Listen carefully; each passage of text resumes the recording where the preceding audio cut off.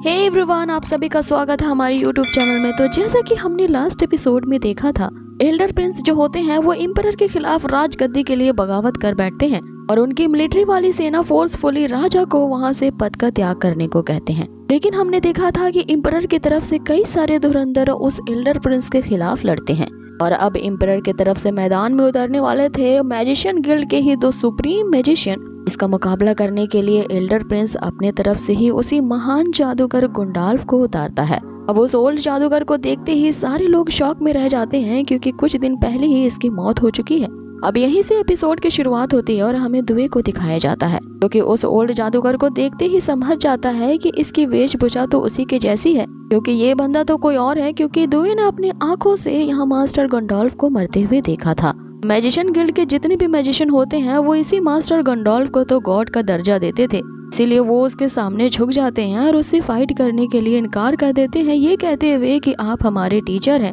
और एक महान जादूगर के खिलाफ तो हम नहीं लड़ सकते। लेकिन उन दोनों में से जो वो लेडी मैजिशियन होती है वो यहाँ झुकने से इनकार कर देती है और दुई की तरफ इशारा करते हुए कहती है कि तुमने तो ही इसकी गवाही दी थी कि उस फ्रोजन फॉरेस्ट में मास्टर गंडोल्फ की मौत हो चुकी है। तो ये जादूगर जो कि हमारे सामने खड़ा है, तुम इसके बारे में क्या एक्सप्लेनेशन देते हो? अब यहाँ पूरी तरह से मामला दुए पे आ टिका था कि अगर वो गवाही देता कि ये मास्टर गंडोल्फ है या नहीं है तो सभी लोगों को अब इसी की बात को ही मानना होगा। इधर दूसरी तरफ हम दुए को देखते हैं जो ये कश्मकश में फंस जाता है कि अगर इसने इस बहरूपिये को मास्टर गंडोल्फ साबित कर दिया तो ये एक तरफ एल्डर प्रिंस की जीत को सुनिश्चित कर देगा, लेकिन अगर मैं ऐसा करता हूँ तो ये तो झूठ होगा और उस मैजिशियन गिल्ड के लिए मैं दोषी बन जाऊंगा और मेरे ये जो फादर है मैं इन्हीं के खिलाफ बगावत नहीं कर सकता, क्योंकि ये फिर मुझे फैमिली से निकाल देंगे। भले ही दुए के फादर ने ड्यूक बनने के लिए उसे धोखा दिया होता है, इवन कि उसे मरवाने की भी कोशिश की होती है, लेकिन फिर भी दुए अपने फादर को बचाना चाहता था, इसीलिए वो यहाँ ये डिसाइड करता है कि वो उस ओल्ड जादूगर को यहाँ पे सही बताएगा।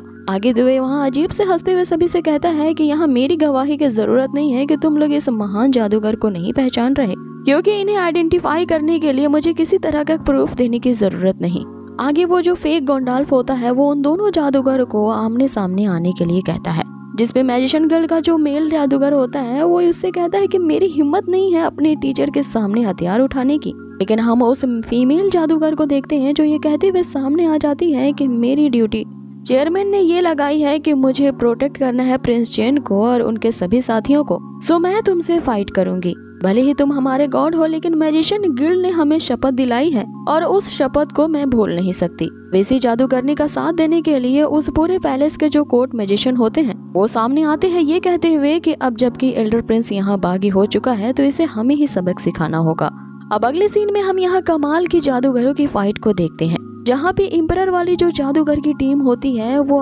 अपने अपने एट्रीब्यूट का यहाँ पे इस्तेमाल करते हैं। ये दोहरा अटैक यहाँ पे आइस एंड फायर का उस बहरूपिये पे करते हैं और इस अटैक को देखते ही वो फेक जादूगर उनसे कहता है कि भले ही तुम लोगों ने अर्थ के प्योरेस्ट 3 एलिमेंट क्रिएचर को मेरे खिलाफ खड़ा किया है, लेकिन ये मेरे एक नाखून को भी खरोच नहीं पहुंचा सकते। आगे हम उस फेक जादूगर को देखते हैं जो अपने चारों तरफ एक शील्ड क्रिएट करता है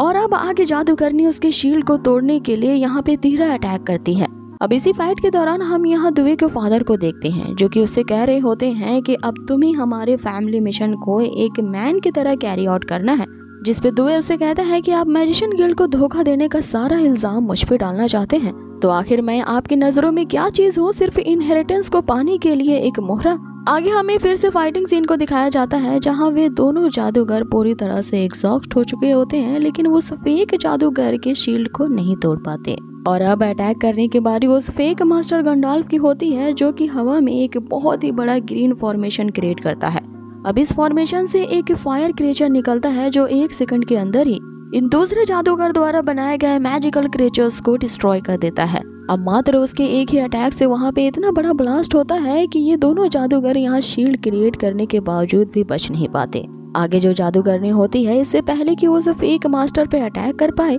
यहाँ पे वो जो मास्टर होता है वो टेलीपोर्ट होते हुए उसके सामने आ जाता है और यहाँ पे वो उस पे ऐसा जादू करता है कि वो जो जादूगरनी होती है वो पूरी तरह से उस फेक मास्टर के वश में आ जाती है। अब वो जादूगरनी पूरी तरह से उस मास्टर के वश में आ चुकी थी, यहाँ वो अपने ही साथी पे अटैक करने लगती है। लेकिन अब हमें यहाँ बहुत ही इंटरेस्टिंग सा सीन दिखाया जाता है। वो जादूगरनी तो अपने ओपोनेंट को मारने की हर तरह से कोशिश कर रही होती है, इसीलिए वो जो मेल जादूगर होता है ना चाहते हुए भी उस जादूगरनी को रोकने के लिए अपने फायर चेन का इस्तेमाल करता है। अब जैसे ही वो ट्रिक ये आजमाता है, उस चेन के थ्रू वो जो वशीकरण का जादू होता है उस मेल जादूगर पे भी फैल जाता है। और अब ये दोनों इम्परेस के साइड वाले जो जादूगर होते हैं वो पूरी तरह से वश में आ चुके होते हैं उस फेक मास्टर गॉन्डोल्फ के। अब हम उस फेक मास्टर गॉन्डोल्फ को देखते हैं जो चिल्लाते हुए यहाँ सबको कहता है कि और कोई है जो मेरा मुकाबला कर सके।